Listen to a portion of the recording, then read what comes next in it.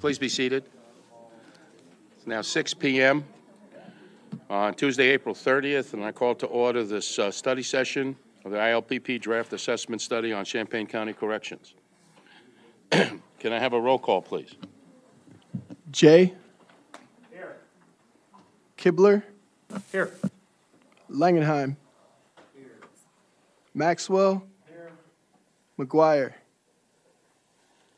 Michaels. Here. Mitchell. Here. Petrie. Here. Quisenberry. Here. Richards. Rosales. Here. Schrader.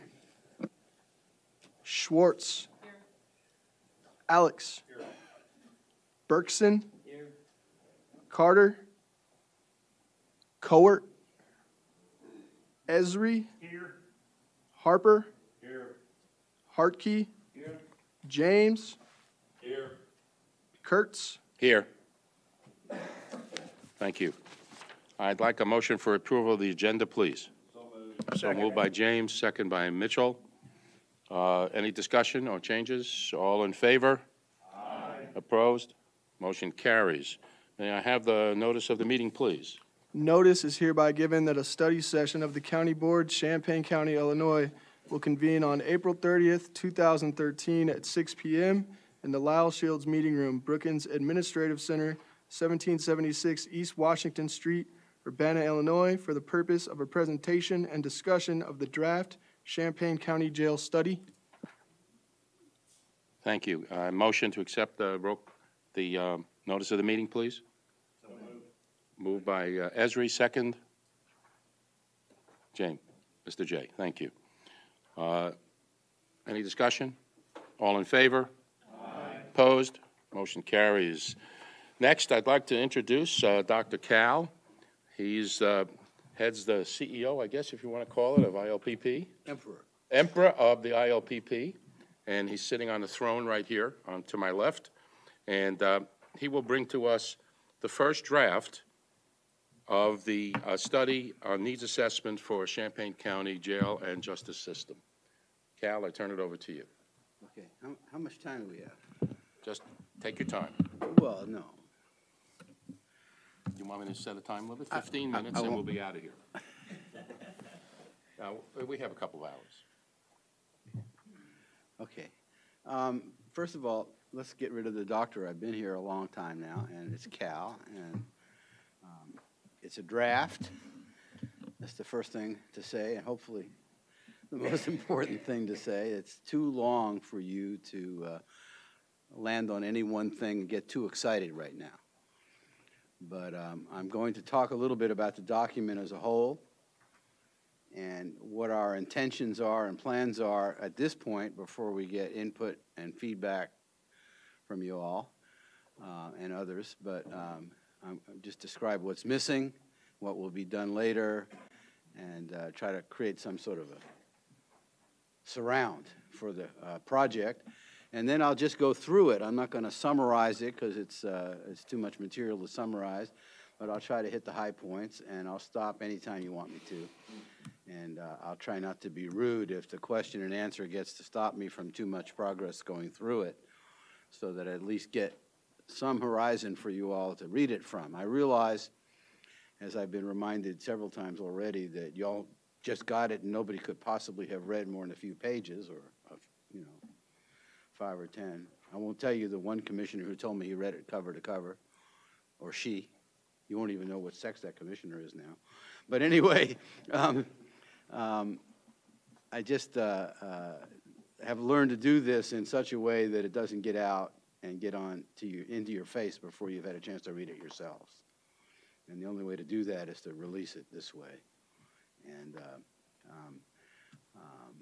I had a chat with the press today, but they didn't have it. And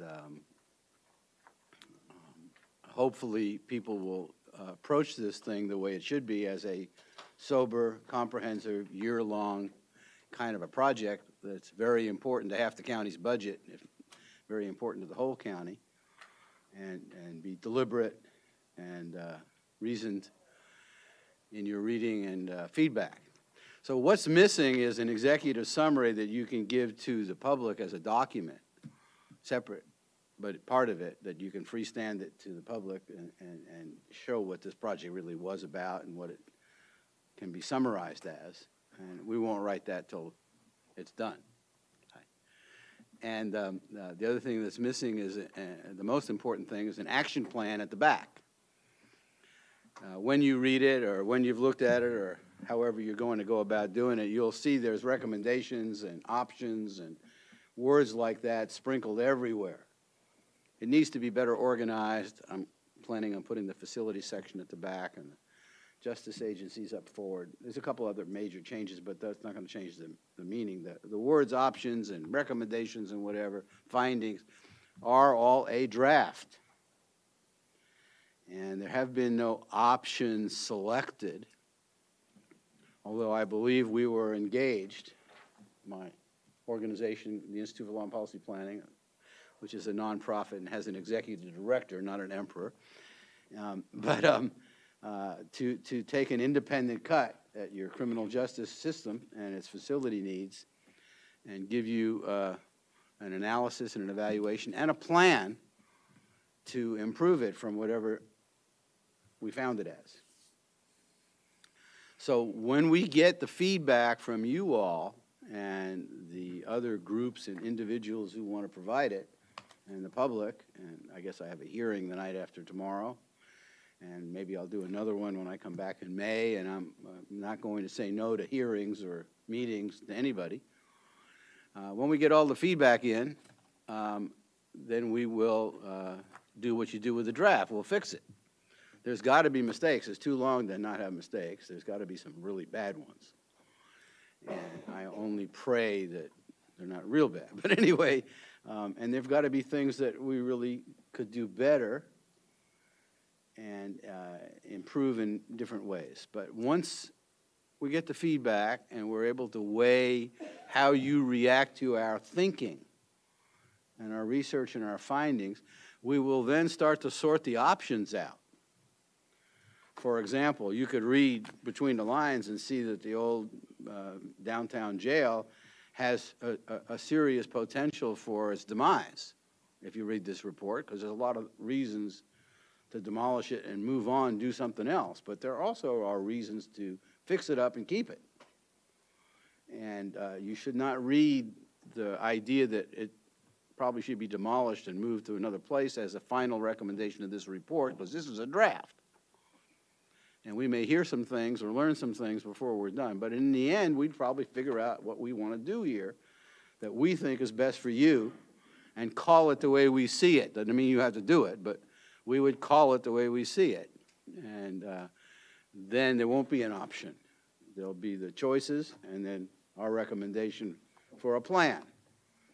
And the action plan that would come at the very end would have, what, 20, 50 recommendations, probably in priority order, probably stratified by calendar so that what ought to come right away, the first week, the first month, the first year. Maybe things would be 3 or 4 years out in some cases.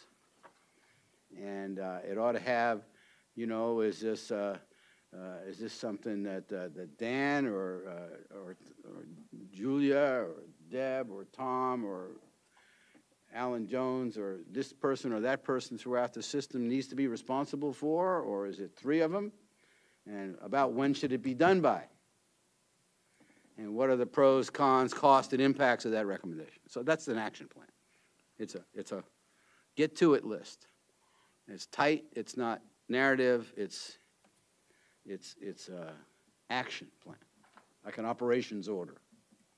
And it's designed to give you, as this report was designed, a long-term Bible or manual for your criminal justice system. And because of that, it needs to be something you find acceptable. That's why this feedback period. People go crazy over something in this thing, I'm going to have to change it, aren't I? Or if I don't, I better be pretty uptight about how I present it a second time if everybody hates it. So it's still up for grabs. I want to make that real clear by way of introduction. And before I go even further and jump into the report and say what I think it means and what the pieces mean and how it fits, have I been clear enough for you about what this is and what I think it is and what's going to happen next, that you don't have, or do you have questions about what I just said? I guess not. Go ahead, Cal. Okay. So, you know, there's a cover letter that tries to summarize things. I guess, you know, what I would say by way of a verbal cover letter is you are in a wonderful position to create a model criminal justice system that gets national attention. You have the right people and the right potential to do that. And you have a system that is solid enough as it is to build from a national model. And you can do it with a very cost-effective savings kind of approach and without a lot of fighting and hassling, I think, because I think from what I read, I talk to everybody, that there's a common set of beliefs in this county that crime should be punished and that law enforcement should be supported in dealing with dangerous people, and that the processes that go from arrest to jailing and other kinds of punishments should be lean and mean, not frilly and luxurious. But at the same time, that doesn't always mean cages for people who aren't dangerous. And so therein lies, as I've said before, the kind of rub. What's the purpose of a jail, and when do you need a cage versus a bracelet versus a work program versus a detox versus an intensive mental health intervention? And people of very goodwill and like minds, of which there are many in this county, are going to disagree about those things. So the introduction, I'm just going to flip through it. The introduction says, you know, what the report is about, and it hits these kind of key themes. I'm going to do it real quick. Risk assessment instruments will be your salvation. You have a traditional criminal justice system that makes decisions at many, many places, from the beginning of a police officer's decision to step out of his or her car, to encounter somebody, to stop and frisk or talk to or interrogate, to investigate, to arrest, as in I find you guilty, or, you know, probable cause that you committed a crime, and write something down on a crime report or a ticket, to the actual decision to pick them up and transport them to a cage, book them in, $200-300 event that you don't get paid much for, to all the decisions that follow about how much bail, whether bail, what kind of release conditions, if at all, what kind of ability do you have to bring them back in with a postcard or a phone call, which you don't now, various ways that you can let them out or keep them in the system throughout to the very end. At all those decision points, almost without exception, your system would benefit tremendously by having a risk assessment instrument. What is that? It's something that's been worked up by folks who are good at this, that helps predict what this guy sitting next to me would be likely to do if let go. Would he be a danger in the community? I think I'm a danger. Never mind. Yeah, I do. Whether he or she would be a risk to fail to appear, and how big a risk. And from the very beginning of your system, when an officer makes a decision to bring somebody in or not, to the very end of your system, those decisions are made by very good people, it seems to me, with very good intentions and good training and good policies and procedures that could do a lot better. And they could do a lot better if they had the support of a risk assessment instrument that was statistically validated and showed to be predictive of danger, so that their decisions could be buttressed when they're attacked, reinforced when they're doubted, and made with more alacrity, speed, certainty, and efficiency throughout the entire system, as if it was a railroad track with spurs coming off of it at every one of those little sluice gates or little switching spots. And so that's maybe the most important recommendation. Develop and refine risk and needs decision-making tools at each justice system decision point, and use it to prioritize how you spend your money. You don't want to be chasing a bunch of frequent flyers in and out of your system, doing nothing but spending a lot of money on them. It's another way of saying the same thing.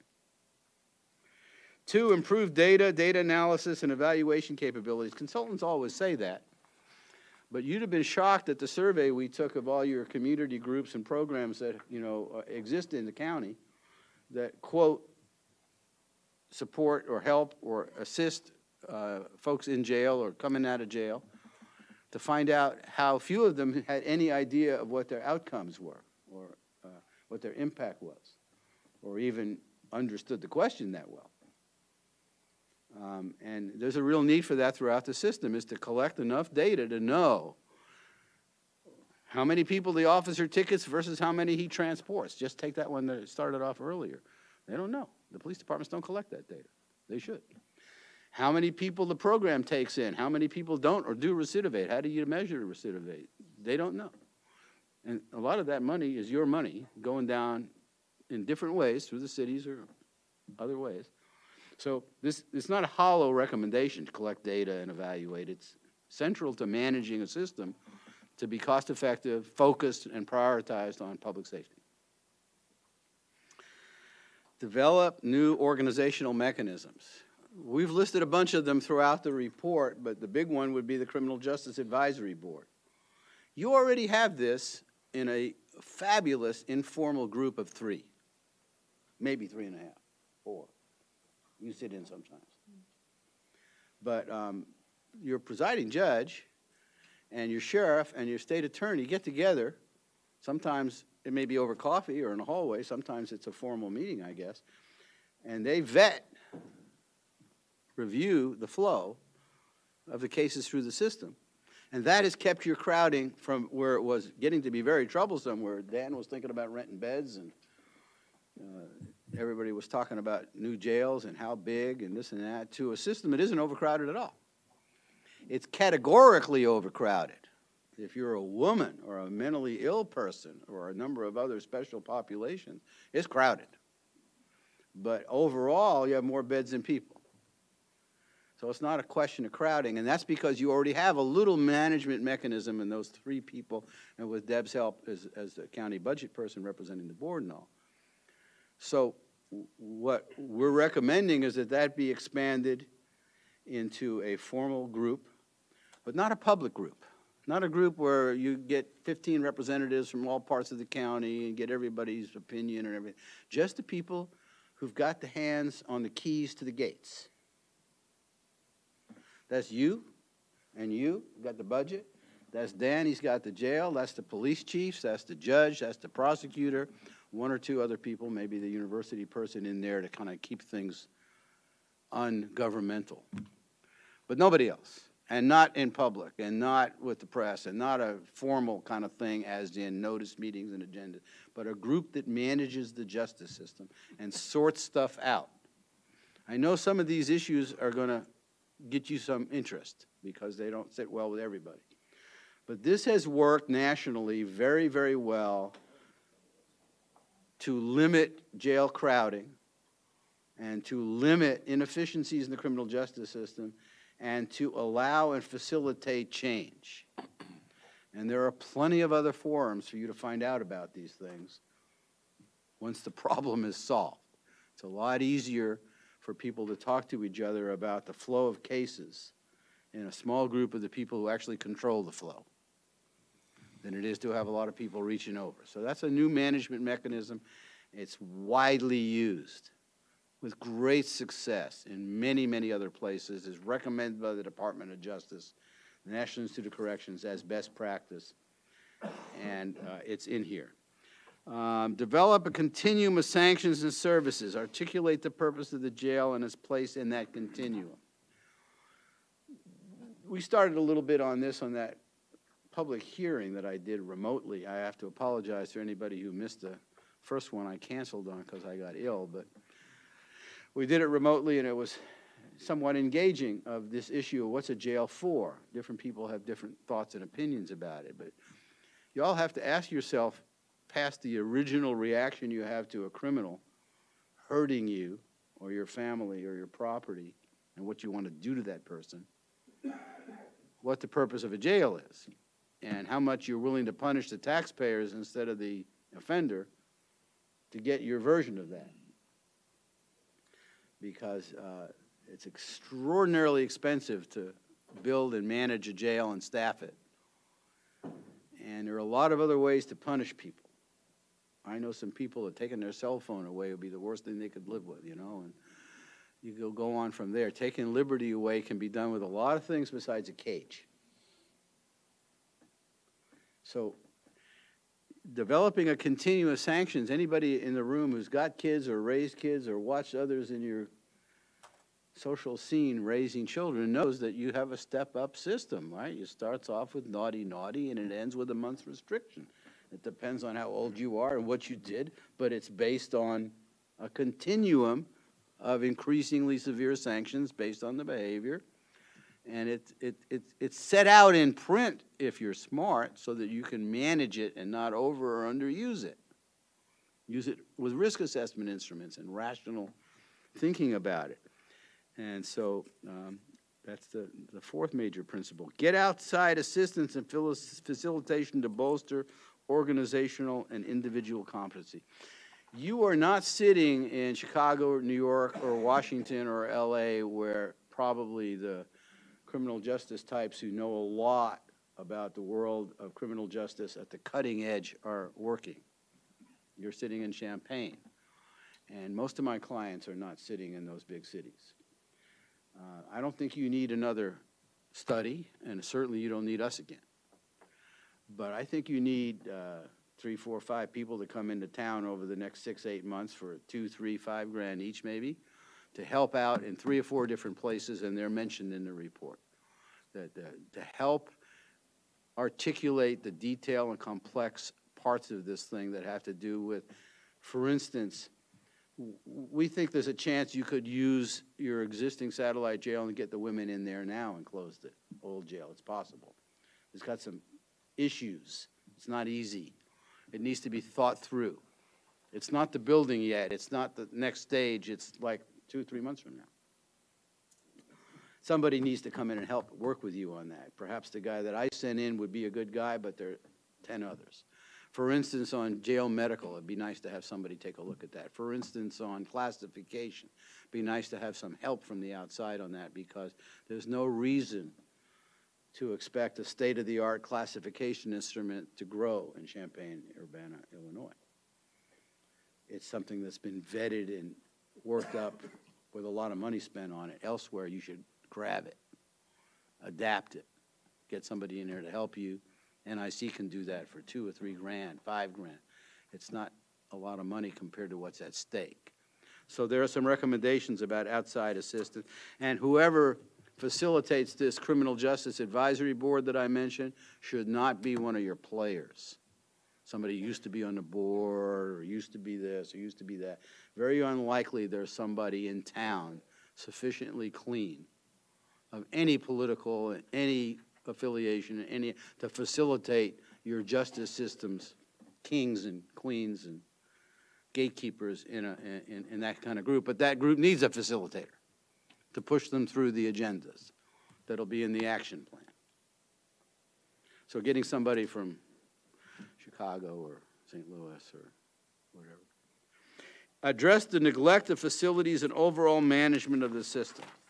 That's a bottom line. You all knew you had a maintenance problem, and it's good that this board turns over so that you can't feel personally responsible for it. It was the ones before you and the ones before you and the ones before you. But you haven't spent enough money on maintenance that's gotten you into half of this problem. As has been said in public hearings, there's no reason for buildings this new to be that bad. But they are. And there's no reason to deny it. Denial is not a river in Egypt. You need to face up to it and fix it. Manage the tension between justice conservatism and fiscal conservatism. Mr. J, maybe you and I are the best example of that. Mr. J is a fiscal conservative and a criminal justice conservative, in my opinion, from my conversation. I hope I'm not embarrassing you, but no, not at all. taking your... He's proud of it. You know, he wants to lock them up and throw away the key and not spend a dime on them. And that is a position in this world that is worthy of respect by them, there, of us. And it ain't me now I'm talking about, but there are those of you in the audience who think that there's nothing worse than putting a person in jail or punishing them for their crime or reacting too strongly or And a lot of money ought to be spent to get them cable TV and, you know, down comforters and whatever else, including all the medical that they can't get on the outside, but they can on the, there's this barbell of ideology. You all must know what I'm talking about, an extreme difference between the law and order conservative and the fiscal conservative, and the liberal who's plentiful with spending money and forgiving of any kind of crime. And those are archetypes. Those are cartoons. Throw them out. Go to work. Find common ground. Beat that one. Don't beat each other anymore, ever, about that. Those things fit. You can make those things work together. You can make them work together. There's nothing wrong with punishing crime. But it's crazy to punish the taxpayers worse than the crooks. So you have to manage your system and get past rhetoric and these idealized visions of don't spend any money, spend too much, don't punish, punish too much, and find rational, intelligent things that people have done elsewhere and that you are already doing in many ways, and build on them. So those are the sort of 7 major principles. I won't bore you with methodology, except it'll come up in the flipping through the pages. We'll go fast now.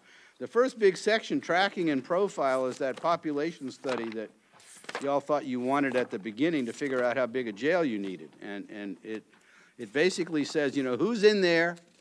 It's a profile. Who's in there at a given moment in time? A statistical study that shows you what kind of people you're holding in very many dimensions. You know, what status they are in the system, what demography, their race, their employment, their health, everything about them that we could get. And that profile, which is, you know, kind of a snapshot, gives you a sense of jail usage. And many of you are going to react negatively. You're going to say, what? We keep that person in jail? Well, they were only there for an hour. But they got caught in our profile. So it's a static picture. You have to be careful of it. Nonetheless, it's a $200 booking event. It's an officer that brought them in. It's you know, one more person in you know, one more set of linen. So it's very important. The next study follows it. The profile follows it is a tracking analysis, and that shows the flow of people coming in. It's a sample of people coming in, how long they stay, how long they take to get out, how they get out, and all about them. And that's, in a way, the same population, and in a way, a very different population. But between the two of them, just like a physician trying to examine a living patient, you should be able to pick up the dynamics of what you're doing. Who's in there at any given moment? And how do we treat people in terms of the length of stay? Because the length of stay drives demand for jailing. It's not how many people, think about it, if you run a motel, it's not how many people check in, it's how long they stay that determines crowding. And it has everything to do with programs and costs and linens and maid service and soap and in the hotel, and everything to do with the jail operation and the courts and the downstream agencies, or upstream agencies as you would call them, and their efficiency. So moving, I'm on page 30 already, to trends and projections. You see a lot of stuff in here and throughout the report comparing you to yourselves over time and projecting your population, which is not going up or down, but slightly declining, and your jail population is predicted to kind of go down, not up, not drastically. But it gives you the nuts and bolts of that stuff, and you might want to pick at it or ask questions about it or whatever. And then starting on page 42, we start to go through the agencies for a while. And that's why I think the report needs to be reorganized, because I think that we should go through all of them. But it goes through the police agencies, and the major recommendation in the police agencies is this issue of the decision to bring people into the system, which we focus on very strongly in this report. And we say, okay, well, you know, you don't have a jail, and you don't have. It's not going to blow up, is it? You don't have a jail population, you don't have a court caseload, you don't have a prosecutorial caseload, you don't have anything if you don't have a police officer, the introducer, picking somebody up off the street and putting them into the system. And so we look carefully at the policies and procedures there and a little bit of data, there isn't nearly enough, and say that decision ought to be a little bit tighter. It ought to be based on the assumption that a non-dangerous misdemeanor doesn't go to jail unless there's a danger of a continuing crime. He's going to keep thumping his neighbor. There's a danger to a witness or evidence of another case. There's a failure to identify, or there's some other real good reason this guy is not likely to show up at trial. We need to take him to jail. And if not, that person shouldn't have to travel. And the officer shouldn't have to leave his or her beat, and the jail shouldn't have to divert itself from taking care of the inmates that are in there to book somebody who's going to be right out. The whole system shouldn't spin its wheels on that kind of chaff. It should stick with wheat. The next section on pretrial justice is built off the profile and tracking analysis. And I will say that I think it's kind of a summary of best practice. It's what's done more places than not in this country. It basically says that this constitutional right to bail and the idea of innocent until proven guilty needs to be more carefully operationalized than you've been doing it. Not greatly, it's not like you're way, way, way out of line, but you tend to put people into a system a little more than you might need to, and then you keep them in jail in ways that might be better done, including getting them out faster and easier and more objectively pre-trial. You have a lot of people in jail pre-trial waiting for adjudication. And the decision here has got to be, how many of those people are dangerous? Included in the word danger is how many of those people are likely to commit another crime if they're out not in custody pre-trial. Obviously, if they're likely to commit another crime, they're dangerous. Moreover, it's a highly likely correlate to say if they're likely to commit another crime, so they're dangerous that way, they're likely not to show up at trial.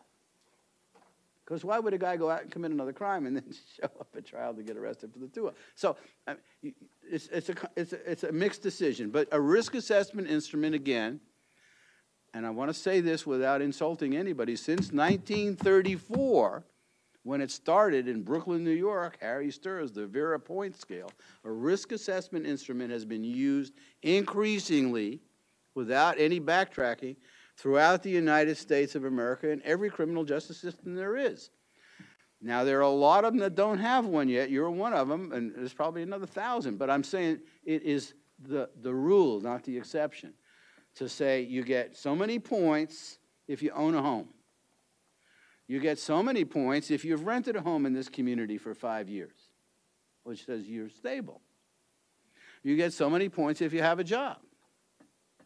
You get so many points if you're over 36, because we figure the crime-prone age group is over.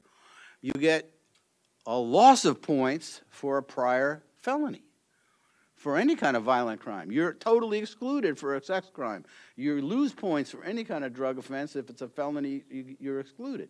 And you build up a little point system based on these indicators of propensity to appear at trial, all of which have been proven by statisticians to predict propensity to appear at trial. And you implement that risk assessment instrument in your jurisdiction, and then you keep refining it if you don't like the outcomes until you get a Champaign or a Ban or risk assessment instrument that says 21 points, you're out. You're a good risk to appear and no danger to our community. Why would we want to house you or make you put up your house for bail or disrupt your family or lose your job over this until you're convicted? And then we like to punish your ass, if you excuse my French, real good if you're convicted. but maybe it'll be on a work crew for paying back the community that you ripped off, or whatever it'll be. That's what pretrial release is about. It's about adding to the judge's ability to make this decision eyeball to eyeball in a courtroom, which you do very well, and night and weekend arraignments and all the rest of it, you do it really well. Very few places in the country do that. By adding to that decision an objective risk assessment instrument, it will help you with every kind of ism there is. Allegations of racism, allegations of sexism, allegations of classism, allegations of this guy is a Muslim, he doesn't look like us, he doesn't look like a good risk to me. Well, how does he score out on the point system? If he's at 21, he's out.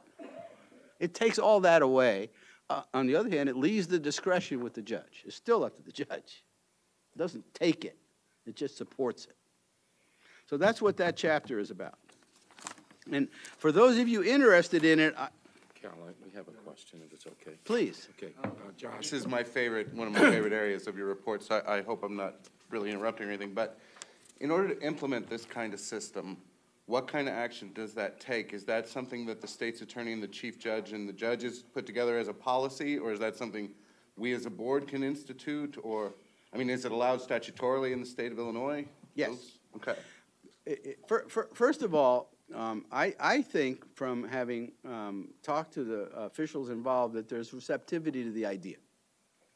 I don't think this is Mount Everest. Second of all, sure, without the presiding judge and the bench being behind it, it's nothing. It won't happen. And without the prosecutor being supportive, it's also not going to be a success. And without some money from y'all to fund that little questionnaire and the guy that fills it out and the other stuff, although the money to be saved is far more than the money to be spent, without some money from y'all, it won't fly either. So all of the above. But there's also this wonderful group called the National Pretrial, what is it? Pretrial Resources Center, which either still is a formal part of the Department of Justice under the National Institute of Justice, or if not, has been put off as one of these national institutes that's semi-private. And this organization will come out here for $4,000 or $8,000 and set you up like they do that house makeover show on TV. They'll give you the forms, they'll give you the training curriculum for the people that do it, they'll show you the 10 options for doing it already at the booking desk as a quickie, for having the data collection format. You don't have to reinvent a thing. And what is important, and they'll show you how to validate it as you implement it, so that you want to know that it is predicting appearance and predicting danger. And it will probably save you money and get you going a lot faster to get that kind of assistance. And that's what I meant earlier about outside technical help. We're not talking about $100,000 contracts now. I'm talking about. Hate to interrupt. Are you dry? I am dry. How'd you know that? You were coughing, so I was worried. Thank you so much. You're welcome. You're doing all the talking, so I want you to keep. I resemble that remark. So, you know, I mean, pretrial services is a big organization in many criminal justice systems. They have 100 people. They supervise people on release who are marginal scores. They put some of the marginal scores on bracelets because we think you're going to appear. We know you're not dangerous, but we want to know that you're going to appear. Is having a well-trained and educated public defender's office on this issue is part of this as well? That they know how to access the system for their clients? This isn't quite a public defender system. Okay, this is before you even get to that. Yes. Okay. Although there's a recommendation in here about this is a good time to get the affidavit for indigency filled out in a way that's accurate, save you some money for the fakes and get the other ones eligible right away. And there is stuff about the public defender that's very important to your system, but this is even before that. Okay. This is, why do you house people that you arrest? Okay. The answer is because they're dangerous. At point of arrest even. Yeah. Yes. Okay. And the answer is because they're dangerous, or because we can't ensure their appearance at trial.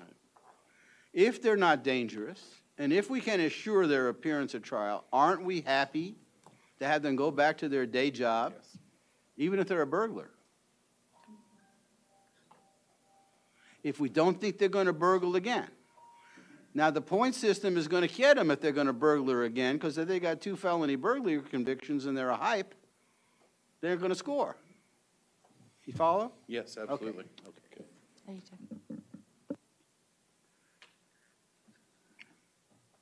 Thanks for the water. Okay, the sheriff's office. First of all, you know, I have been through a bunch of sheriffs in my 70 years. And I've had good ones and bad ones. You got a great one. A very self-effacing, no big ego guy who wants to do a good job. This study wouldn't have happened if he wasn't wanting to do the right thing. And the right thing in his case was he couldn't stand the idea of having this kind of housing for human beings in your county. Now, that's a noble sentiment. And you got to start with that. And you know, I'm not on his campaign committee, nor am I planning on voting. But it's not easy to do criminal justice re-engineering and improving the cost-effectiveness ratios of your system, and reduce recidivism and improve your system with a sheriff who, say, wants to be the governor and is trying to make a mark on law and order, or that kind of, you know, scenario. It's not easy.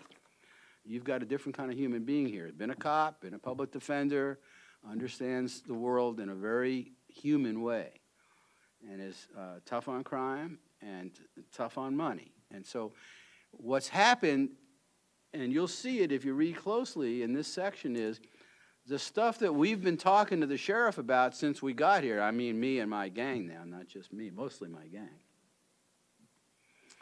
has been stuff that the sheriff, and Alan Jones is sitting there next to him, who's, did you shave your mustache off? No. These guys have implemented stuff already. They've gone ahead on stuff that we pointed out or that was known to them, but we gave them an idea, or they got some encouragement out of the process of interacting with it, and they've implemented lots of changes already. And they're open and above board about that. And I'm not saying that the sheriff's department, sheriff's office has bought the whole report or every line in it. I'm just saying you're very, very lucky you've got a sheriff who's open to learning and has the right sort of human values for public sector operations. You don't want to run a jail where people hang themselves out of desperation, do you? You don't want to be on top of that. You don't want to be paying taxes for that. You don't want to be putting people in your jail that could be better dealt with for everybody's sake elsewhere. And I expect to see more of that, but I mean, there's already a lot of that. So there's stuff in here. I already mentioned that the classification system needs work. There's already some serious work that's been done on it. Managing data needs work. There's been some serious changes that have already been done on it, but it needs more. There are policy and procedure stuff that's already been done, but needs more. It's kind of that kind of thing. And to everybody's credit in the sheriff's office, there seems to be a great deal of openness towards these recommendations without anybody buying off lock, stock, and barrel. So, I think we've had, since the report came out, which was, what, an hour or two ago, but I had a chance to meet with the sheriff and Alan Jones, and I think there's just real interest in it. It's really rewarding for me to see the interest that they have in the document and the seriousness with which it's taken. Anyway, there's more on classification and risk assessment instruments in a section number 7. And then you start with the, you know, with the horse of the whole thing, which is the facilities section, which is from 77 to 131. Of course, there's a lot of pictures and charts and bubble diagrams. And some of you are not going to want to go through this in the same detail that others are, but let me just say what we did. You know, in graduate school, they taught me that a facility study starts off with existing conditions. What do you got? You got a house, you got a barn, you got a tool shed, you got a repair shop, you got 3 feeding sheds and 2 store, you know, that kind of thing. Or you got a max, medium, and minimum, or you got whatever you got. And then some evaluation, both physically, architecturally, design-wise, operationally mainly, how they work, how effective they are, how capable they are of undertaking the work that they were built for and are used for. So, for example, when Bill Clinton's first term was going on in Arkansas and I did the master plan for the Arkansas prison system, they had one giant prison called Cummins. And if you've ever seen the movie Brubaker, then you've been there. It's a great movie to see, by the way, because it's really accurate. I came in right after that movie. I can promise you that movie is accurate.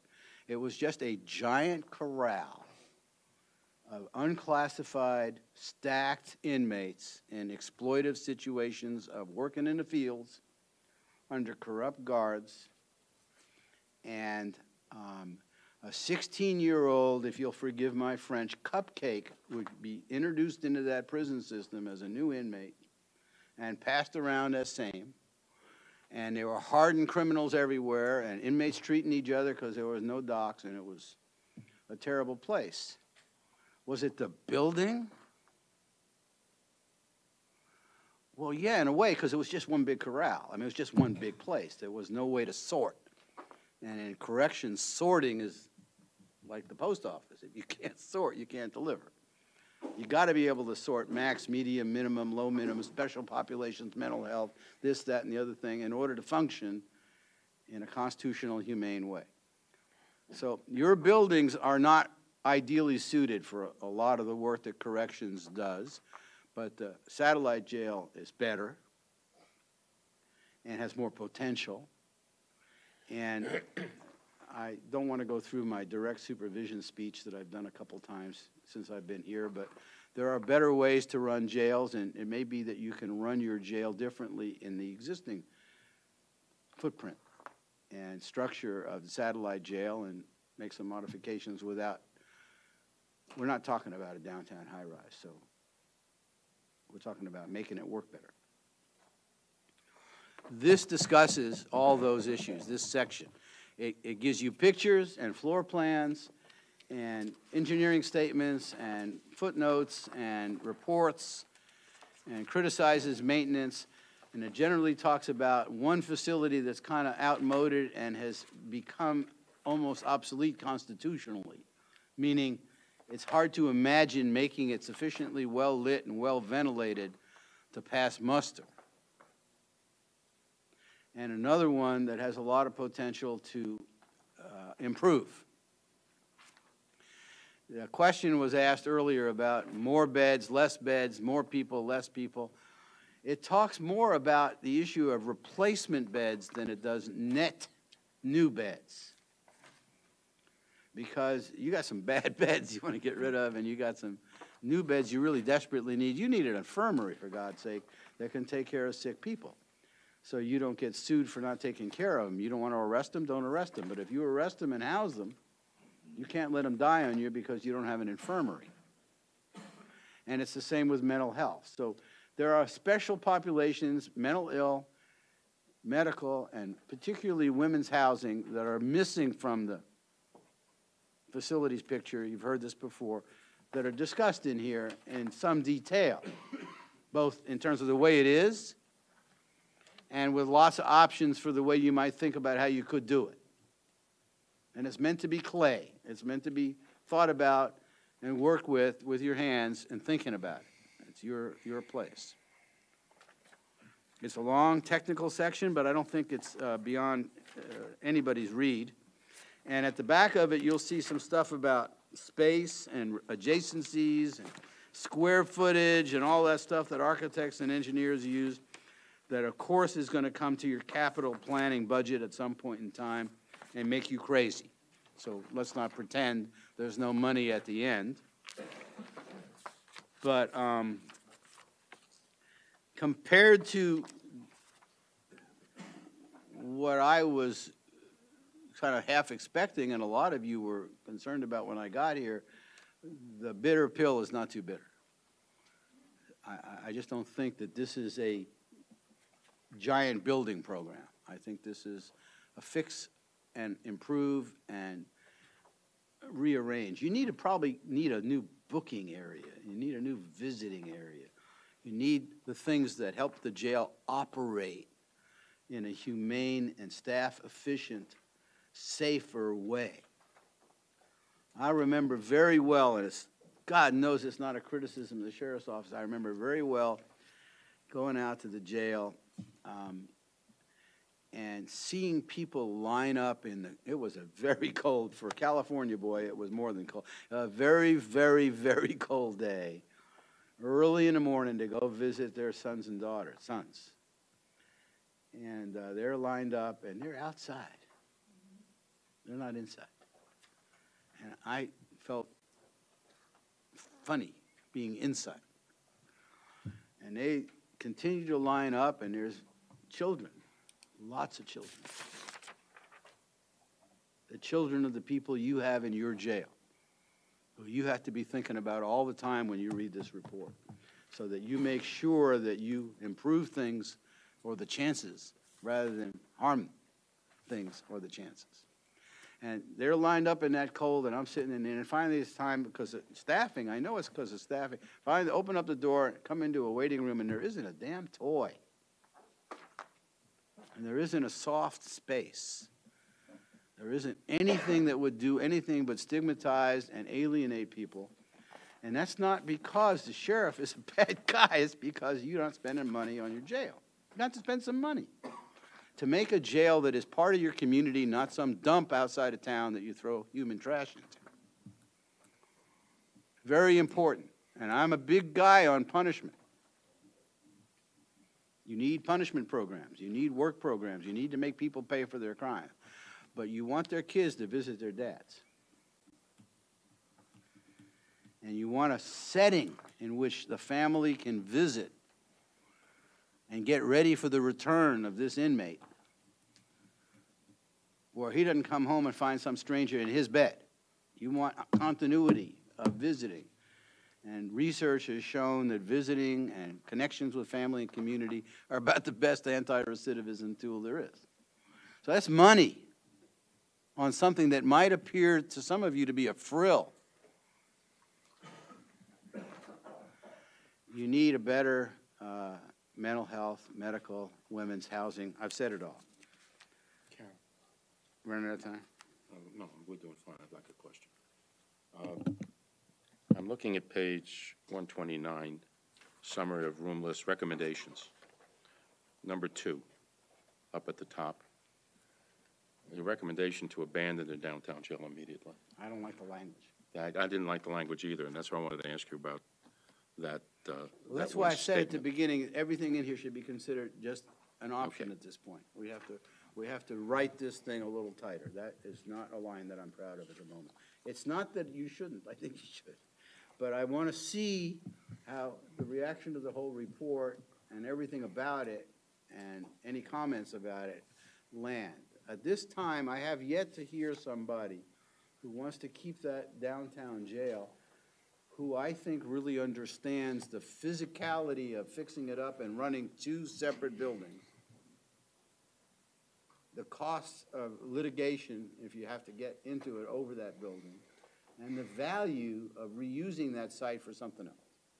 But that's why the language got in there. But you've made a good point, and I take it.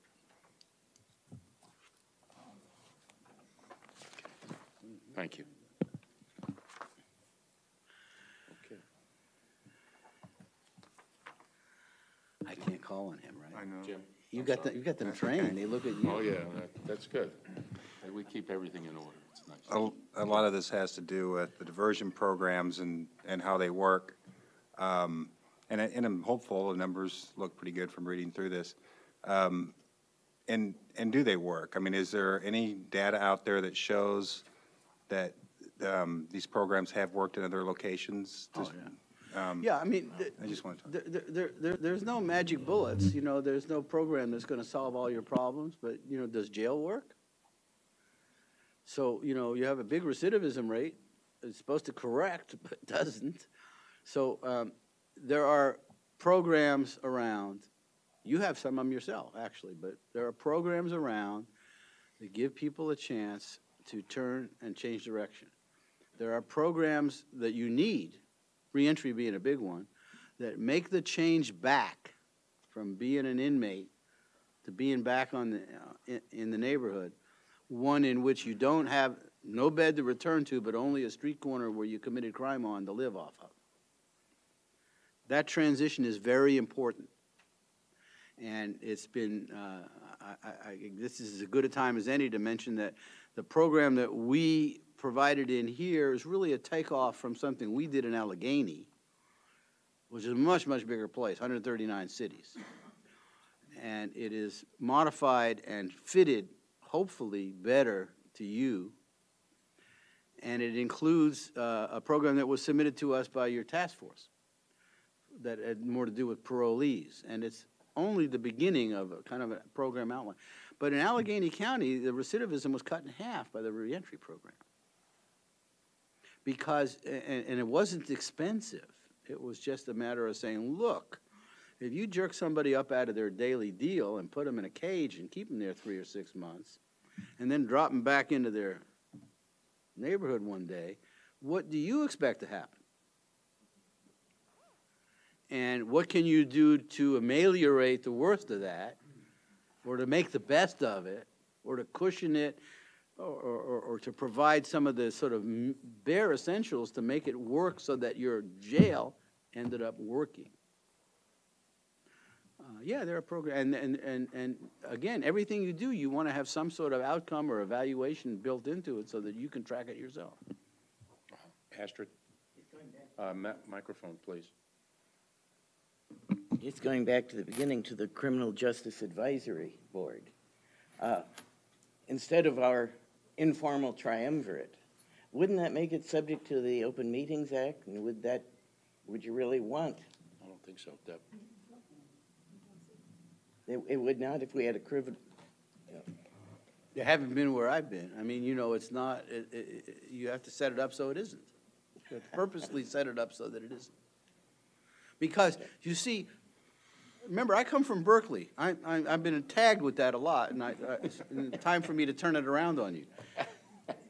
I am big on public participation. I am big on community involvement. I have a master's degree, like our president, in community organizing. I think it's great to have people come and holler at you. I think it's great. I wouldn't be here if you didn't have that. Isn't that right? Yeah. Okay. But I'm big on the fact that Dan is a constitutionally elected officer, and so is Julia, and so is Tom, if you don't mind me using first name. And your board are all elected by the people. That's your public participation. Not the only one. Time for hearings, study sessions, public participation, all the rest of it. But you got to have a group of people who can sit and say, how are we going to do this? Without John Q. Public saying, what? You're going to do, you know what I'm saying? Oh, yes. You know, it's kind of like talking about where we're going to go on vacation when the kids aren't in the room. At some point, it's not like that, but you got to have a conversation with your partner about where you're going to go before 4 teenagers hit with full force, or whatever it might be. You got to be able to work out how to make change. And it's dicey because of what I talked to Mr. J about, which is the conservatism. It's a law and order conservatism and the fiscal conservatism and the liberal, both the do-gooder part and the lavish spending part are all cartoons. They're all extreme statements of an ideology that isn't very useful when you're actually trying to solve policy problems in the criminal justice system. You do have crime. That's what starts it. And liberals have a tough time sometimes getting their arms around crime. And And conservatives have a tough time saying, let's spend money on public safety. And it has to be worked through. So having a board that can think about the various programs, that can think about the risk assessment instruments, that can think about re-engineering your system, that has the players that can move the sluice gates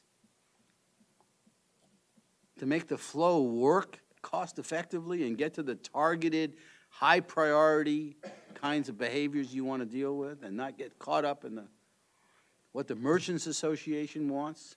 I mean, you have a system, I'm trying to be as candid as I can, you have a system where, you know, if I were a law enforcement official in this county, I would listen to the Merchants Association. I don't want them peeing on my storefront. Do you? Get some public toilets. Get a fix on this thing that doesn't require you to spend John taxpayers' money to house somebody who is so helpless in our world that they can't find a place to relieve themselves. Don't make that a criminal justice issue. See what I'm saying? You need a committee that can talk candidly with each other about that and all the way up. Quiz. Are we at a point where we can start diving into? Well, I think so. Are we at a because- point where we To can the start next diving state's attorney into section. What's that? nitpicking questions? Oh, we don't take nitpicking questions. Do you want to finish the draft, and then we can? Sure, take I do Okay, that. I wasn't after sure that? whether, it seemed like we had I know, gone into but I don't want to go off track too far. okay, And we well, I can have a question I want to ask when we're go ready right for ahead. that. Well, the state attorney section is short because the state attorney is doing a fine job, and the things that are really related to that shop come up in the pretrial section, and they come up in the alternative section, and they come up everywhere else. And so the focus is pretty straightforward. There needs to be an emphasis on diversion. Every agency in the criminal justice system, and I don't think that your prosecutor is immune to this, tends to look at their own agency first. And every board budgets by agency. Isn't that a shame? Why don't you budget by system? Because you get these guys competing with each other over scarce resources, and they all want to keep their money and their staff and their squad cars and their computers. And it would be nice if this Criminal Justice Advisory Board evolved over 5 years or 3 years to a criminal justice budget, instead of an agency budget one at a time where they have to look at each other funny about who's getting the money. So that's just describes this issue about 9.2 and the budget cut that led to diversion cut that had downstream consequences that weren't intended, et cetera. County courts, same deal. I think the county courts are running pretty well. You know, you got to be proud of a county. I don't think I ever came someplace where they did weekend arraignments. Maybe maybe I'm wrong. In New York City, they do weekend arraignments. But it's a terrific thing that your folks are willing to come in on a weekend and move cases to not create this artificial bump in the criminal justice flow that clogs every jail in the country by Friday, Saturday, and Sunday night arrests, stacking up until Monday and Tuesday, and you have this very ridiculous flow of the work. And the workflow drives everybody's behaviors. And you've evened that out, and that's Judge DeFanis' major contribution, and it's emblematic of your courts. Your courts work well. They have a mental health court, a drug court. They have a lot of good things. They're not without flaw. And I've said before, and I've said it in public, I think your public defender needs to be a little bit more independent of the bench, and at least not maybe under the court administrator, but that put the public defender more on equal level with the prosecutor. Talked about, I said I took a couple little nasty shots at the court about being a little bit elite and removed from the general public. I don't know how many of you walk into the courtroom every day or every other day or whatever, but if you never go there except once or twice a year, pay attention to how it would be like if you were a victim of a crime coming to testify, or if you were the family member of an offender charged with a crime, or a witness. and see how you feel, because I think it could be you could still have a very secure courthouse, and it'd be a little bit more open and in touch with the community, a little bit more close to the community. So I've said some things that are not insignificant, but they're not drivetrain issues. They're not the key issues in this report by any means. So moving on to reentry, which I already covered, behavioral and mental health, it's going to be hard to kind of skim over these or go detailed. I'm going to be stuck between. But let me just say about mental health, I probably spoke to quickly when I came to a couple of meetings some months ago, when I was struck by the lack of an integrated mental health system that encountered the idea of people being in the community, perhaps being arrested and put in jail who had mental health problems, and then being released to the community, and that there wasn't really an umbrella over that encountered the idea of continuity or integration. Let me make that very basic. If I'm a crazy guy, a schizophrenic guy, and I take my meds to keep myself functional, whether I'm a parent with a job in your midst, or a homeless person down at the park, or some kid at the university, wherever, there are a lot of these people in this society who function beautifully on the right psychotropic meds and other kind of meds, who are mentally ill. It's not an all or nothing thing. Everybody with me? Okay, so if I go into your jail and that night I don't get my meds, how am I going to do the next day? I mean, that's crazy. Why would you do that to yourselves? You got to provide for the continuity of an immediate pickup of a mentally ill person, to immediately have the right meds, and even more important, when you cut them loose into your community, to not have their meds. What are you looking for? What do you expect? So that's a metaphor. That sounds like a terrible, terrible thing, that somehow Dan must not be doing the right job, or Mr. Tracy or Mr. Driscoll. But it's not that way. It's a system issue. And there's a lot of people involved, and a lot of complex issues of contracting and whatever. But the issue should be obvious to you as board members, that there needs to be a system. Even though the state and the feds have thrown you to the wolves, under the bus on this issue, you're required to take care of mentally ill people, and you don't have the money, and you don't have the right place to put them, and you don't have the resources. Still, you're in charge of public safety, so you have to pick them up when they're about to hurt themselves or somebody else. See? And so at least make sure that your jailing of them doesn't make anything much, much more worse, from stuff like pills and procedures. Not a building even. Better to have a small pod or a space that is better suited to the mentally ill, but at least the pill.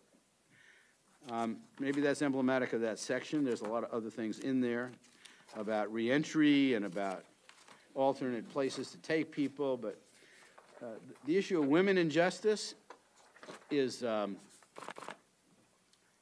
think it's self-explanatory. Women tend in the criminal justice system to be much, much more frequently in there for much, much less what you would call, and I would call, dangerous behavior than you would think.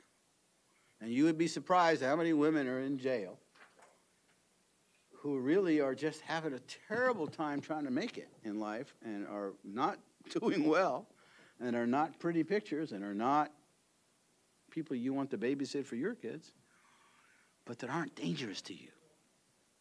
And they're in jail. Traffic, fines, addictions.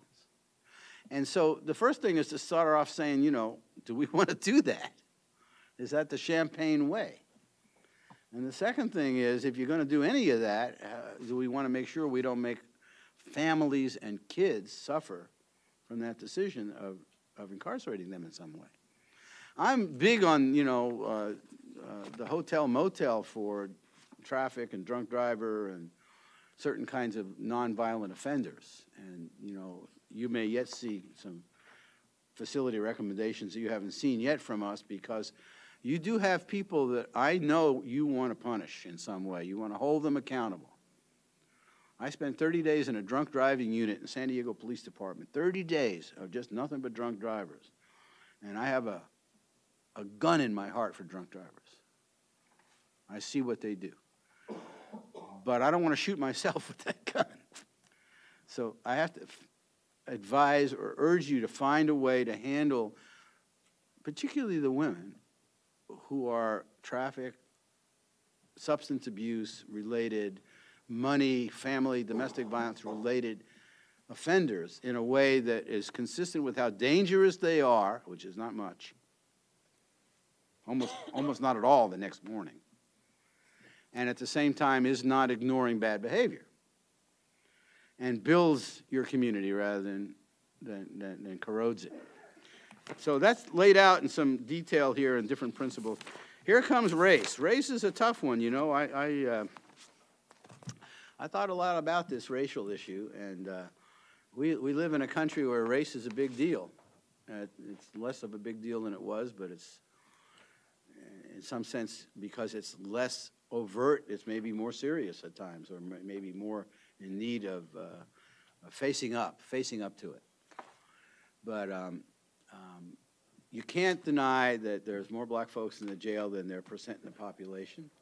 And you can't avoid the argument that somebody will then say, yeah, but they commit more crime, or whatever they is that they do, or whatever the explanation is that people make. And there's so many of them, and there's so many good ones. So I have this PhD that tells me about research. And I tell you that this is a tough one to research. It's tough to prove that the disparity between population and race in the system is racist.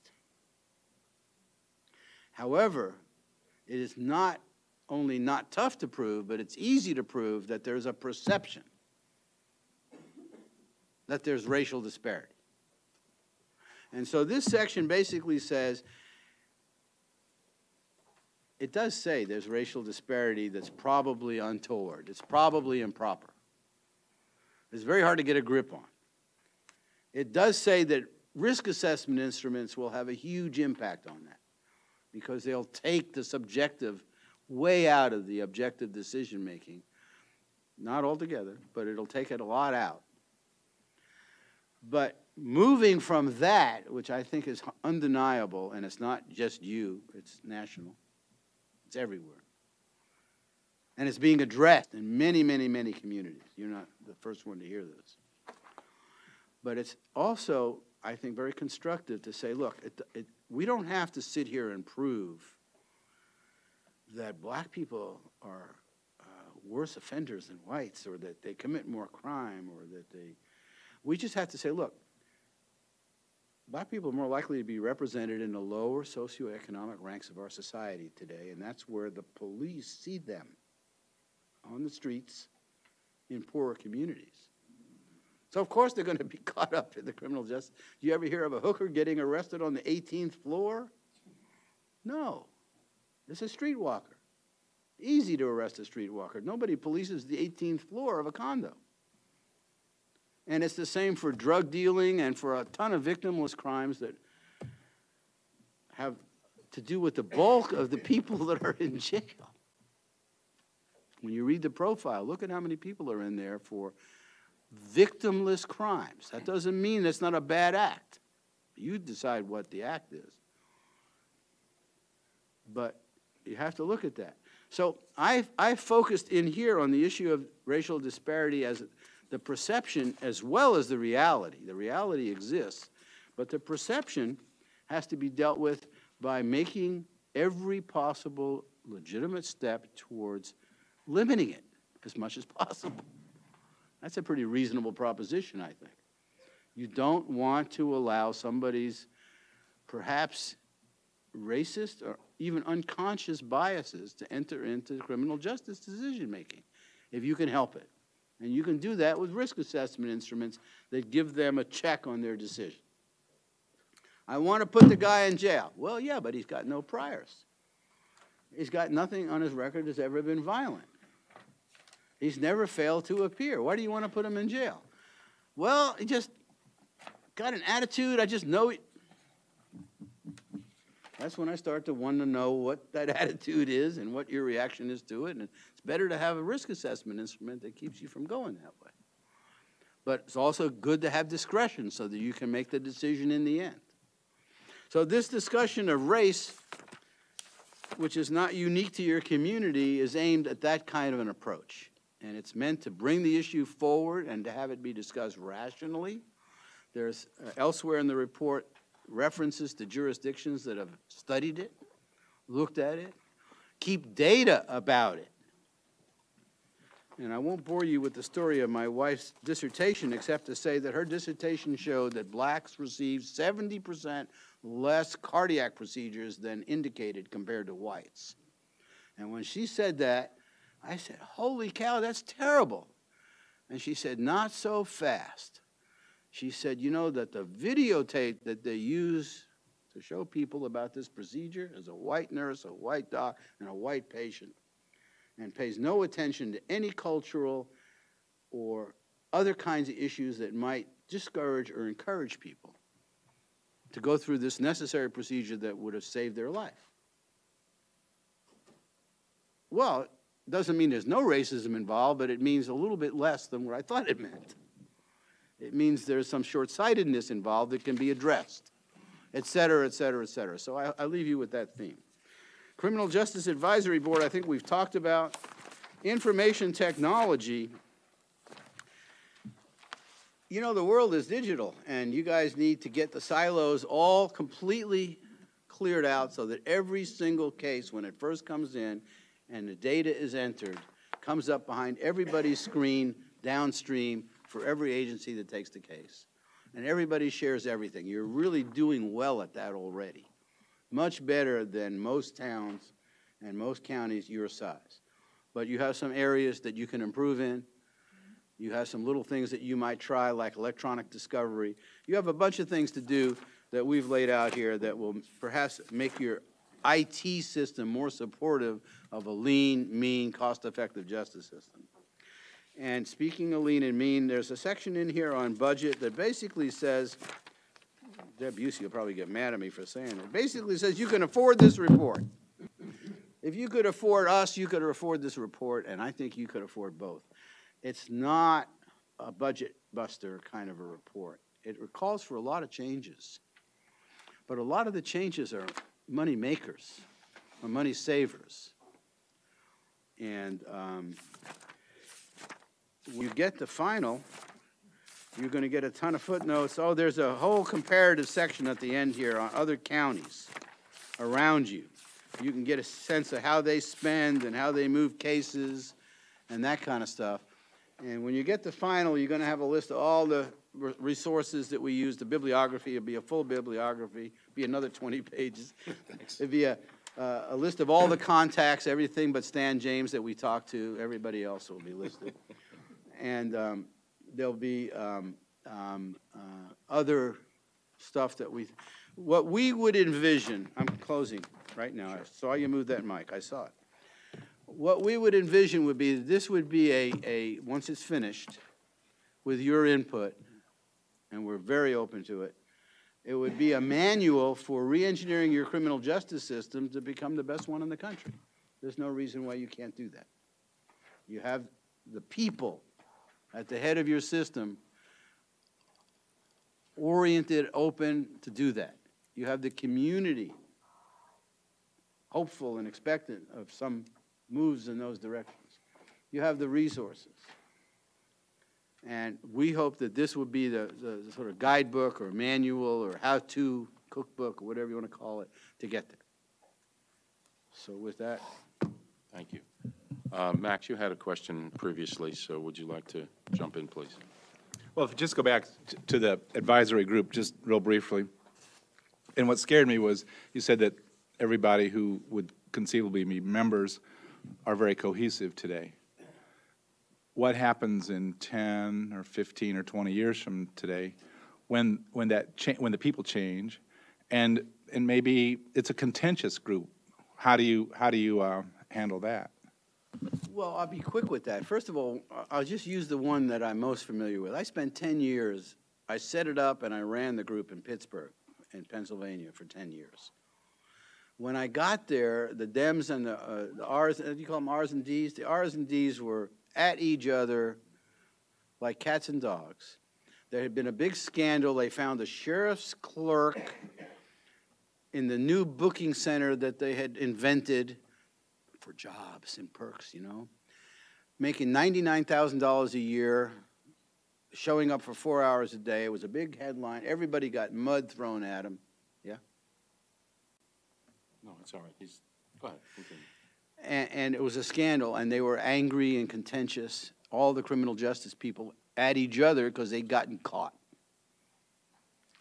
And they decided that they better get themselves into a more coherent way of running the criminal justice system, or they'd all be thrown out of office, as some of them have already been, and a couple went to prison. And from that beginning, which is at least contentious, the Criminal Justice Board was formed to manage the system in terms of relationships between agencies, policies and procedures, and case flow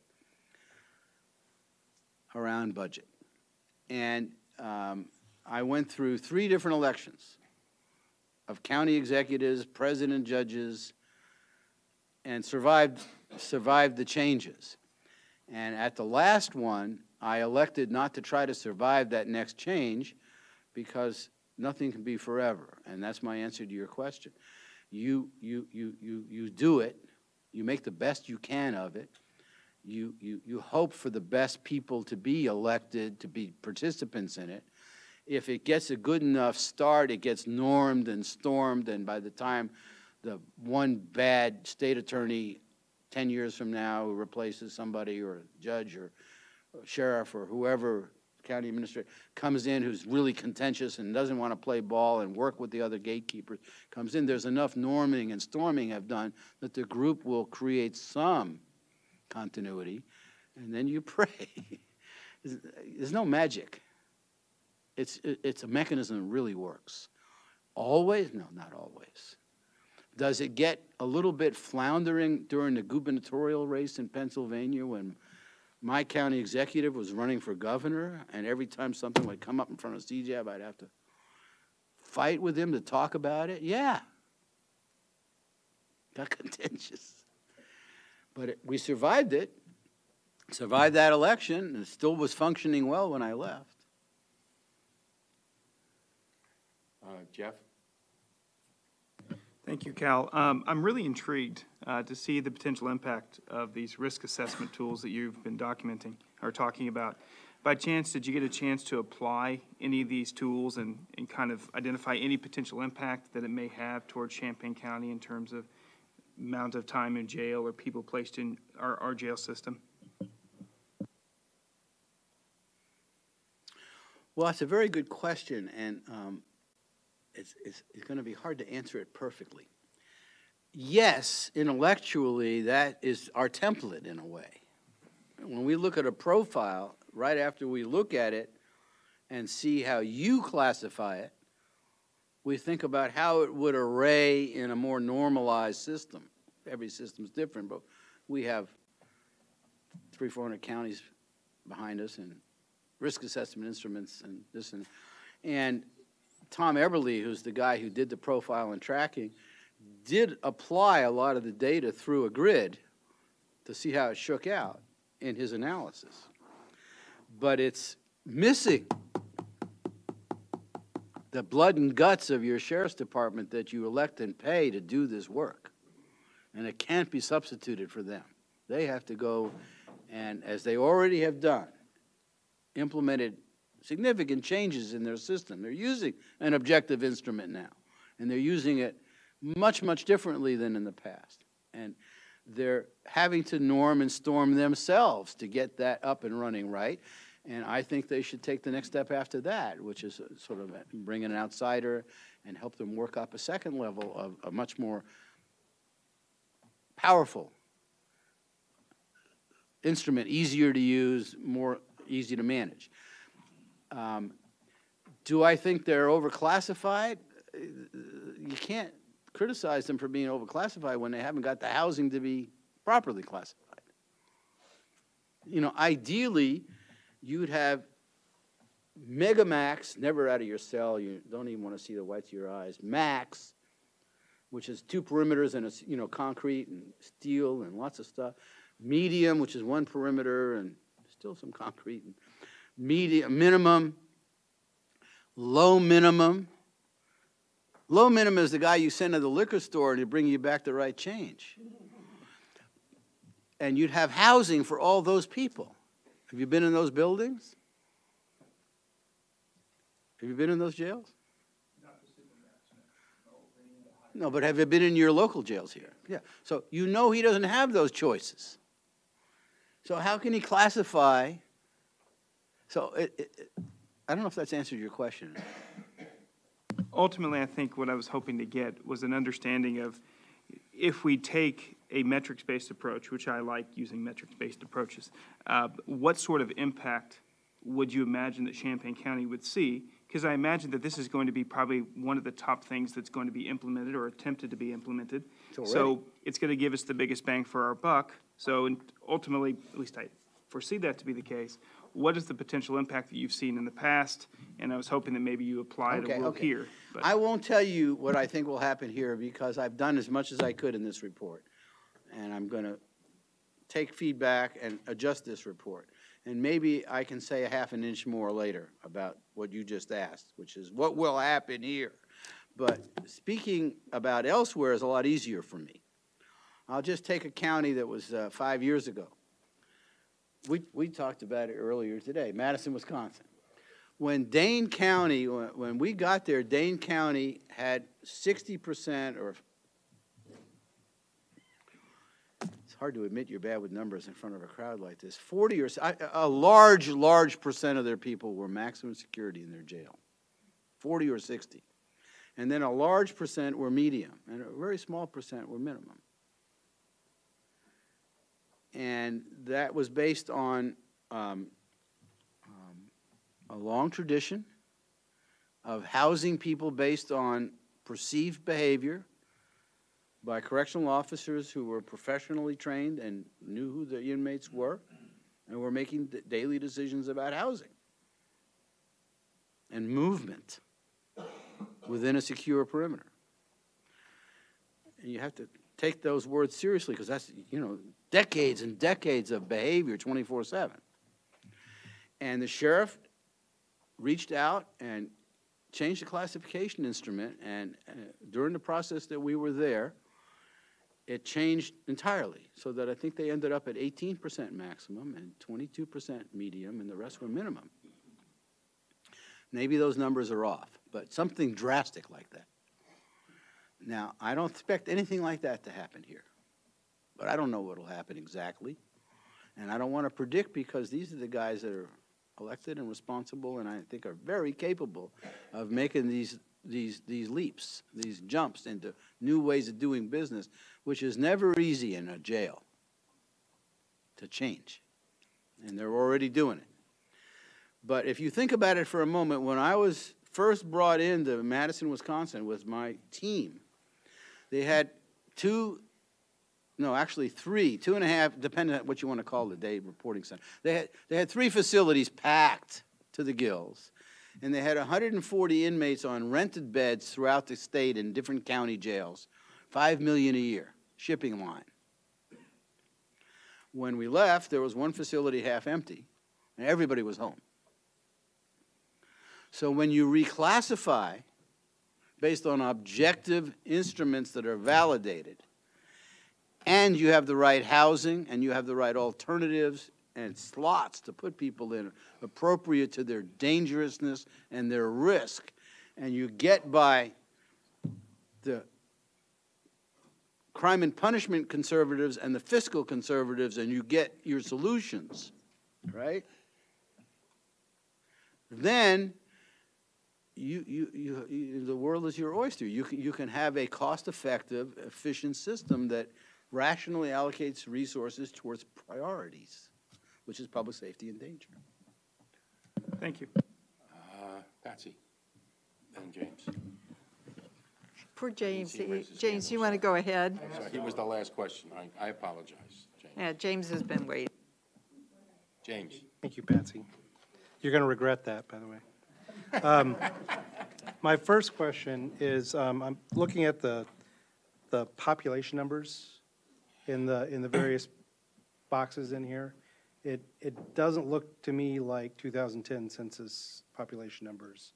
Was that the source? That's been pointed out to me. That'll be correct. Okay.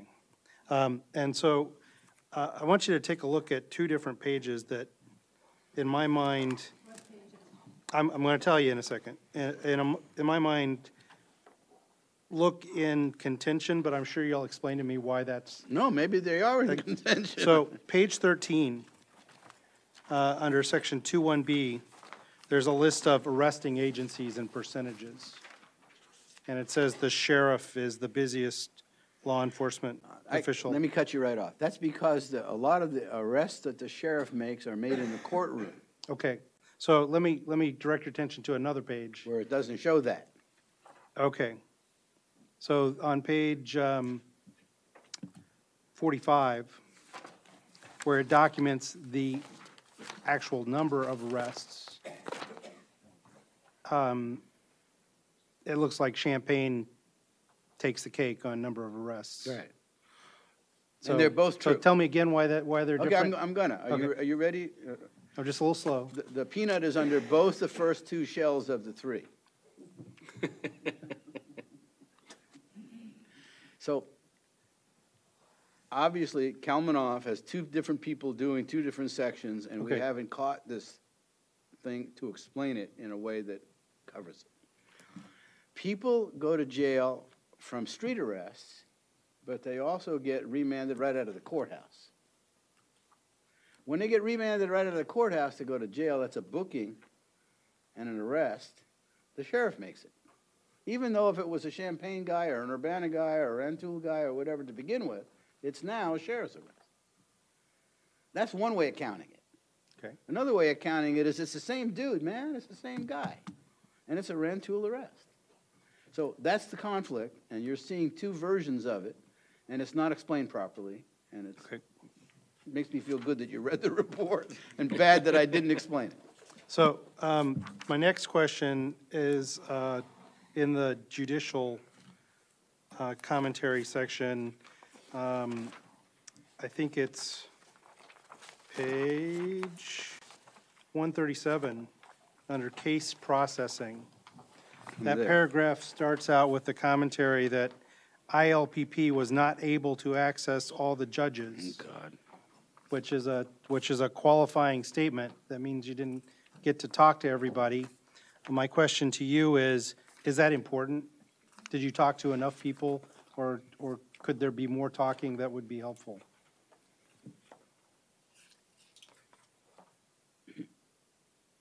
Well, you all remember the climate when we got hired? Yes. So, with good and bad reasons, different people had different reactions to the sort of play back and forth before the project started. And there were feelings, and it was hard to kind of get working with the courts at first. And later on, it was great sailing. But later on, we were deep into the project, and then Cal got sick. And a couple other things happened. So I would have preferred to have talked to more judges, but we caught up with them by phone, and we caught up with them in other ways. And no, I don't think the study has suffered from that, because you see, had we found the courts to be sort of the center of the major set of policy planning issues and research issues of interest, we'd have just come back 3 or 4 more times and Okay. hassled them to death. But initially, it was not as easy to get with the judges, and then later on, it was not as important, and then the study caught up with us, and we got done. Okay, that's fine. And then the last question, and then I'll let Patsy take over. And this is my only kind of subjective observation in the whole of the report as I've skimmed through it here tonight. Promise you only one. The one area that I feel like we need more at this point, which doesn't feel thick enough to me, is reentry. Because over this process and over my education as to what's going on in our county, the people leaving jail and leaving the system, whether it's from us or IDOT, are being put in a situation where it's hard to succeed. Yes. And that's where I feel like we need more direction as to what we should do immediately to help with that. That's just an observation. Well, That's no, that's an let opinion. me try to respond. First of all, I take your point and kind of agree with you. I don't expect to be done with this until I'm done. Am I going to write another 100 pages on reentry? No. I'd be interested to hear what folks think about what we did right and what is needed. You particularly, because you've raised the subject, but I expect to hear from other folks at a hearing on Thursday night. I'm going back to our conversation with the neighborhood that's just next door. You know, you came and. The Learman Association. The Learman Association. Right. And it wasn't specifically their point, but it was clearly an issue that was related to their point. How's our time? Go ahead. Let me talk a little bit about Learman and come back to reentry. I entertained at the midpoint in this study the idea of doing a case study of that neighborhood. And I didn't, and I will probably at the final report recommend that you do. Because I think it's, in taking one lower class, minority dominated, but not altogether minority neighborhood that appears to have a whole lot of crime and a whole lot of police calls and a whole lot of other calls and a whole lot of county money going into it. One may learn more by drilling straight down to a neighborhood and pricing and costing and looking at everything you guys do in that neighborhood, city and county, than this sweeping horizon of a system study. Reentry was brought up in that meeting because the neighborhood people, there weren't that many of them, but the data they brought with them was assiduous. I mean, they really got their act together and brought data. They actually brought some data that I hadn't been able to get a hold of and tried to get more of. And it was obvious that this neighborhood was spending a ton of your money, a ton. It was a little less obvious whether they were victimizing a lot of your citizens, but it was vividly obvious that they were being victimized themselves by their own neighbors and themselves in the sense of victimless crimes that resulted in addiction and alcoholism and collapse of lives and families, and child protective custody and almost everything you could think of. And because they're kind of isolated down over here, it's funny because the night before the interview that I first met you all at, I came in early, I drove down from Chicago, and I drove around, and I'm good at that. I've spent 2 years behind a windshield. I'm good at that. I saw those potholes. I saw those boarded up windows. I started to drive slow. I drove around a lot. I saw that neighborhood right away. I said, this must be a big-time user of police resources, jail resources, community upset with the cops, every other thing you can think of. So, and it probably is a case study for why reentry is needed, because when you turn somebody back into that neighborhood that is a known offender, and whether he's got a bed to sleep in that night or not, he's got a corner to stand on for sure, you kind of almost know what's going to happen. He'll be back in the jail. So I'll take your point that reentry needs more work, and I'll look for everybody's input on reentry, because see, reentry, here's what I think about reentry. Reentry needs to be family-centered.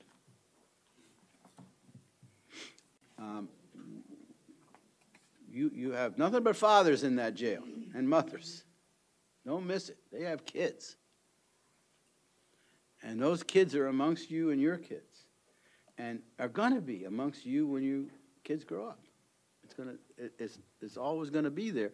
And so you have a big investment in how it goes when you arrest somebody out of that neighborhood and put them into your system.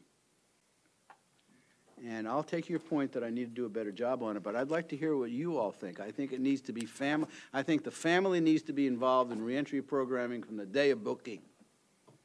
The plan for return to the community needs to be on paper and clear and developed by interagency, budget-conscious, social welfare, and criminal justice types as a collaborative with the family and the inmate.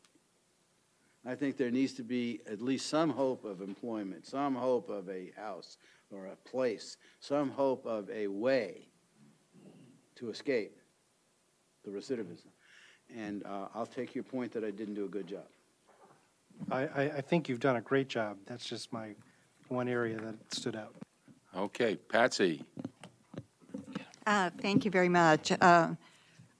Two comments before my questions. My comments pertain and build on James' suggestion, and that is that the Community Justice Task Force has zeroed in on this very aspect, and they are coming forth with some very concrete suggestions. So I hope you continue to have your conversations with them so that folds into what you write up as your final report. And second, based on what the Planners Network students presented to us in the way of data, actually the predominantly worst area in our community is the Garden Hills area, which Josh and I have as our constituents. To my two questions. First one, I'd like to build, oh, Jeff just left, but building on what Jeff was conversing with you, you've sort of made 2 points of suggestions in your report from the way you've explained it to us that potentially can shorten time actually in jail, and by doing that, shortening maybe the need of any great abundance of beds for inmates in the jail. So my question is there somebody out there who could model some of those assumptions so that we could make a number of assumptions and run those in a model and look at what would be the projected days or hours saved by doing A, B, C, D, and E, and whatever to save time in the actual jail? Well, first of all, I believe, although I suspect you're a fast reader, that you haven't read it cover to cover yet, and there is some of that in here. Okay, good. But much more, I'm delighted much more importantly, for that discovery. Much more importantly, projections become obsolete with embarrassing speed. Yes, I appreciate that. And are oftentimes a narcotic for real policy debate and concrete planning. It's much more important to have a high and a low than an aim for an exact number. You got to have enough beds so that if things don't go the way you think they're gonna, you can see what you would do, including a Motel 6 if you have to take it over to get room. You've got to have enough ideas for how you're going to handle the low so that it doesn't become something about getting rid of correctional officers and a labor movement issue, but rather moving people to different roles in the system. You've got to plan around the range. I believe there's some of the projection that you want in here. Okay. There's others of it that aren't really possible without the kind of classification and risk assessment data that you don't have in order to use to project with. So it's a little bit chicken or the egg. But still, you've made intellectually a solid point, and I take it. I just don't. Well, one can also adjust one's assumptions to create that range. So I understand what you're saying to me. My second question is, you did mention a suggestion about the public defender's office. But you didn't mention anything about the potential for need to increase the public defender's staff. Have you found that as you have looked at our justice system and looked at his office? Well, it's a he right now, he's sufficiently staffed, or is it important for us to consider an increase in his staff? I don't think we've done the study that would be required to staff the prosecutor's office or the defender's office or the courts. I think we've done a study that bears on those three staffs and adjacent clerk and other offices. I don't think we've done a staffing study for the sheriff's department, although we've done a space study based on the sheriff's department staffing and likely staffing needs. But there's some boundaries in this study that haven't really been set out in black and white that I think everybody would acknowledge. This wasn't supposed to be a staffing study for all these agencies. That said, the public defender needs another investigator. That appears clear to me. But how much more, if any, the public defender needs, I wouldn't want to have this study be the authority for. I think that the problem with the public defender's office that we're citing is it's not typically, it seems to me at least, to us at least, best administered under a court administrator, under a judge. That's the point you had made earlier, yes. And at the same time, where my first instinct was to say, here, you guys budget, take the public defender over, or you manage the public defender and you budget it at the board level, I think from a statutory point of view, that probably doesn't fly. And it also has lots of pros and cons to it, depending on the whims, what are they, the whims and fortunes of, whims and, what is the Hamlet line? Anyway, but depending on on destiny, you might not like that solution later, depending on the climate of the public of the board. But what you do want to have is you want to sort of say, look, getting good public defense is an efficient way to run a justice system because all cases plea bargain except just the Well, that's what I was thinking about. just the top few. And so it's a mill and a marketplace. And it isn't all that bad, by the way. My graduate students used to talk about an administrative model, an adjudicative model, and an adjudicative model was, you know, pure and wonderful, and an administrative model was corrupt. But it's not. It's really, you know, when you plead a guy to a first offense burglary and 30 days jail and probation, credit for time served, it's a formula based on a marketplace that everybody in the courthouse gang knows well. It's a deal that is fair for a first offense burglary in this county in those circumstances. And the public defender and the prosecutor will come to that agreement. I'm just making it up as hypothetical. We'll come to that agreement readily, and that's good for the taxpayer. It's good for the offender. It's good for the victim. It's good for the jail. It's good for everybody. If you tried every one of those cases, you can only imagine the chaos. And it wouldn't get you anywhere. You'd never get done, and you wouldn't necessarily get anything different. Because it is kind of a marketplace. People who make these deals estimate what would happen if it went to trial, and they make the deal based on that. So the public defender might not quite need necessarily more staffing to get more cases going faster, better. But at the same time, if there's not enough staffing, it can become a problem because the public defender has a different kind of obligation to the individual than everybody else does. They have it to the society, to the system, to the concept of justice. So I don't know how to answer it except to say an investigator for sure. We didn't do a staffing study. We have a little issue with the structure, and that's already a lot. Okay, thank you very much. Any other questions at this time? Okay, great. Cal, thank you very, very much. Even though this is a draft report, it certainly is extensive and very thought-provoking, and I think, oh, Chris, do you have a question? I was just going to ask, after you're done speaking to Cal, Can you give a summary of what we expect to happen at the public hearing Yeah, on I Thursday? that was, I Thank was you. just about Thank to announce that. Thank you. Tonight was a county board study session. County board only, with questions to Cal.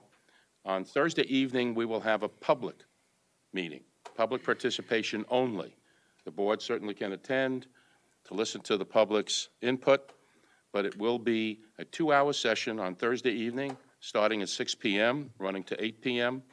We will have guidelines for that public hearing, but it is for the public, and we hope that people who are watching us on TV and that the newspapers will again announce that the public hearing for Dr. Cal, and Cal, who's working overtime for us here, will start at 6 p.m. on Thursday. And we'll lay out some more small ground rules during that evening. So, excuse me? Where? Here, right here, Brookins. I'm sorry. Yes, it'll be at this, right here in Brookins on Thursday evening. Yeah, sure, Cal. Let me just add that having been through a lot of these, this study, it's on, going to be on your website, I guess. People will read it. It's already on our website. Okay, and you have an alert and educated and interested community with many different facets. I think the board would really benefit from hearing what folks say in the public hearing, whether it's on TV or in person, I don't care, but I have seen a lot of education happen in both directions since I've been here. A lot. And I don't think it's near over. And so the more the merrier, and I've already said I'll come back for another public hearing later if you want, and I'm not on the clock. You know, our fee is set and our job is almost done, and I'm not worried about a trip or another trip. I think these hearings and people getting a chance to talk about what they believe and having other people comment on the facts and what they believe tends to get things more rational and more reasonable. And where there are really serious differences still, at least you know what they are, and you can maybe focus some more work on them. So I think it's very, very good. It's the kind of democracy that can result in cost-effective solutions. Thank you. With that, I ask for a motion for adjournment for this evening. Stern? Max? All in favor? Aye. We're adjourned until Tuesday evening. Thank you, sir. Thursday evening.